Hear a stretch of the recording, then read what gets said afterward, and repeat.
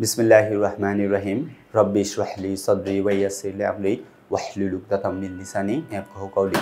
প্রিয় শিক্ষার্থী বন্ধুরা, আমি মোহাম্মদ মানিক রতন আবারও হাজির হয়ে গেলাম ইজি ইংলিশ ফার্স্ট পেপার বই থেকে ইউনিট 16 এর গ্রাফিতে যে প্যাসেজ, এই প্যাসেজের মাল্টিপল চয়েস কোয়েশ্চেন্সের আলোচনা নিয়ে, অর্থাৎ মাল্টিপল চয়েস কোয়েশ্চেন্সগুলো আমরা এই পর্বে সলিউশন করব।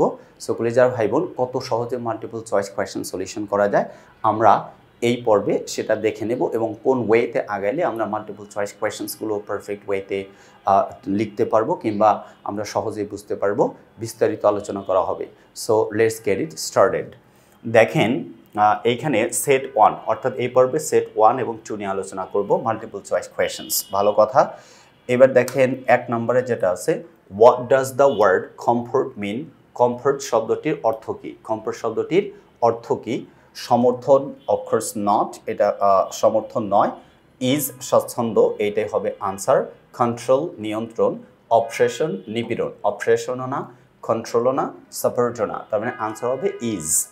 ডিস্টার্ব মিনস, ডিস্টার্বের অর্থ কি এটা বোঝানোর বুঝাইতে হবে বিরক্ত কোনো কিছুতে, চেয়ার আপ উৎফুল্ল করা, তার মানে অপোজিট ওয়ার্ড। আপসেট নষ্ট করা, রাইট এক্স্যাক্টলি হতে পারে। খাম শান্ত, এটা তো হবেই না। ইগনোর অবহেলা করা, এটাও হবে না, তার মানে আনসার আপসেটই হবে। ডিস্টার্ব এর আনসার হবে upset. Number C, what's the meaning of spirit in the context? এই যে কনটেক্সটটা দেওয়া আছে, এই কনটেক্সটে স্পিরিট শব্দটার অর্থ কি? এনার্জি, জীবনী শক্তি, এটা নিয়ে আলোচনা হয়নি। ঘোস্ট ভূত, এটাও না। ইসেন্স মানে নির্যাস, এটাই হবে আনসার। বডি মানে দেহ, অর্থাৎ spirit equal to essence, spirit equal to essence, এটা হচ্ছে answer. I am sorry. D number, resistance refers to? Resistance শব্দটি নির্দেশ করে সাপোর্ট সমর্থন, অবশ্যই না। বিরোধিতা করা। অ্যাগ্রিমেন্ট ঐক্যমত, অফকোর্স নট। কনফিউশন দ্বিধা, অবশ্যই না। এটা হচ্ছে অপোজিশন বিরোধিতা, তার মানে রেসিস্টেন্সের বাংলা অর্থ হচ্ছে অপোজিশন, বাংলা অর্থ হচ্ছে বিরোধিতা, যেটাকে অপোজিশন বলা হয়। E number, the word protest means? Protest শব্দটার অর্থ কি? প্রোটেস্ট মানে তো প্রতিবাদ করা, এটা তো আমরা জানি আগে থেকে, অনেক আগে থেকে অনেকেই জানি যে প্রোটেস্ট, তাই না? Okay fine. তো প্রোটেস্ট মানে প্রতিবাদ করা, তো প্রতিবাদ করা কোয়েশ্চেন, এটা আনসার করা, প্রশ্ন করা, এটা তো হতে পারে না। তারপরে ইগনোরেন্স অবহেলা, এটাও হতে পারে না। তারপরে সাপোর্ট সমর্থন, এটাও হতে পারে না। অবজেকশন আপত্তি, তার মানে এটা হবে আনসার। প্রতিবাদ মানে কোনো কিছুতে আপত্তি জানানো, প্রতিবাদ মানে কি কোনো কিছুতে অবজেকশন, কি করা, অবজেকশন অথবা প্রোটেস্ট একই অর্থে ব্যবহার করা হয়। তো এফ নাম্বারটা যদি দেখি, the word repressive is best defined as? Repressive শব্দটির উত্তম সংজ্ঞা পারমিসিভ অনুমতিদায়ক, এটা আনসার হবে না। তারপরে অপ্রেসিভ নির্মম, এটাও হতে পারে রিপ্রেসিভ, তাই না? রিপ্রেসিভ হচ্ছে অপ্রেসিভ বা নির্মম, তার মানে সমর্থন সূচক, এটাও হবে না। কনসিডারেট, এটাও হবে না। তাহলে হবে কি? অপ্রেসিভ। আনসার কি হবে? অপ্রেসিভ। মানে রিপ্রেসিভ হচ্ছে নির্মম বা নির্যাতন কোনো কিছুতে, পারমিসিভ অনুমতিদায়ক, এটা তো এর সাথে যায় না, রিপ্রেসিভের সাথে। সাপোর্টিভ সমর্থন সূচক, কনসিডারেট সুবিবেচক, তার মানে আনসার হবে oppressive. Last but not the least, অর্থাৎ সেট অনের শেষ প্রশ্নটা দেখেন, what does legacy mean? Legacy শব্দটির অর্থ কি? মেমোরি স্মৃতি, নো। ইনোভেশন উদ্ভাবন, নো। হেরিটেজ ঐতিহ্য, এইটাই হবে আনসার। আরেকটা হচ্ছে ইনভেনশন আবিষ্কার, নো। অর্থাৎ লেগেসিটা হচ্ছে, এটাকে হেরিটেজ বলা হয়, ঐতিহ্য বলা হয়। লেগেসিটা কি? ঐতিহ্য। হেরিটেজ এটাকে বলা হয় হচ্ছে ঐতিহ্য, তার মানে লেগেসি ইকুয়াল টু আমরা কি লিখবো? লিখবো হচ্ছে হেরিটেজ। এবার সেট 1টা চলে গেছে, আমরা যদি সেট 2টা আলোচনা করি, সেট 2-র কোয়েশ্চেনগুলো দেখব এবং সলিউশন করব ইনশাল্লাহ, ঠিক আছে? দেখেন সেট 2তে প্রথম প্রশ্ন, স্ট্রাগল মিনস?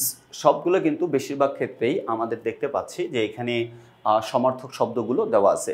স্ট্রাগল মানে সংগ্রাম, যুদ্ধ, লড়াই, এগুলো অর্থে ব্যবহার করা হয়। তাহলে স্ট্রাগল যদি দেওয়া থাকে, আনসার হবে দেখেন পিস শান্তি, নো।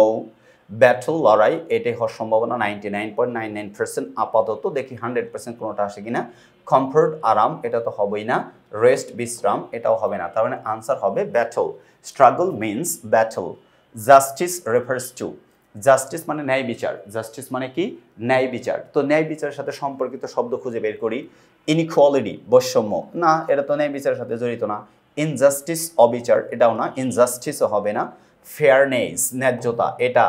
ডিসঅনেস্টি অসত্যতা, এটাও হবে না। তার মানে আনসার হচ্ছে ফেয়ারনেস। আনসারটা কি ফেয়ারনেস।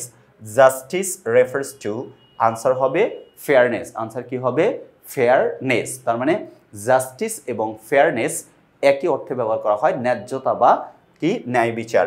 ওকে, সি নাম্বার দেখেন, ডিফেন্স কোনো কিছুতে প্রতিরোধ যেটাকে বলা হয় ইজ বেস্ট ডিফাইন্ড অ্যাজ, সর্বোত্তম যে সংজ্ঞাটা দেয় সাবমিশন আত্মসমর্পণ, অফকোর্স নট।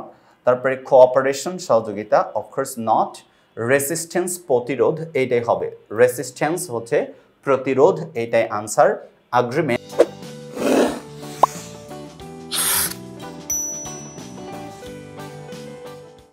ঐক্যমত, এটাও আনসার হবে না।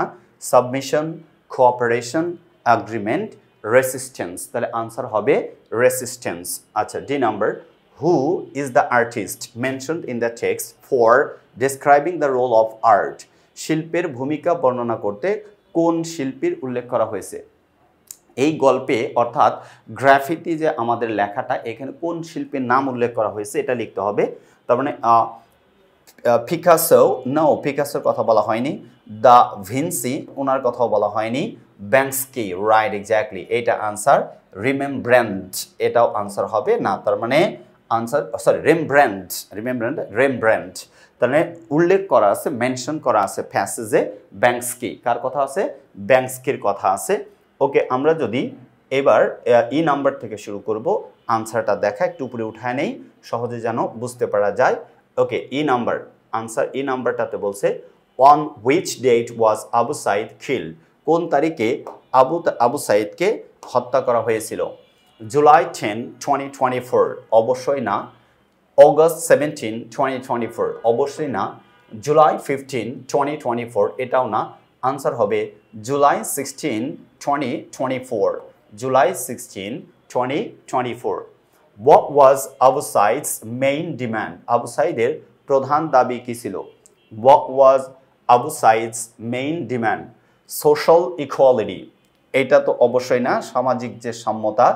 জব রিজার্ভেশনস, জবের যে রিজার্ভেশন, অফকোর্স নট।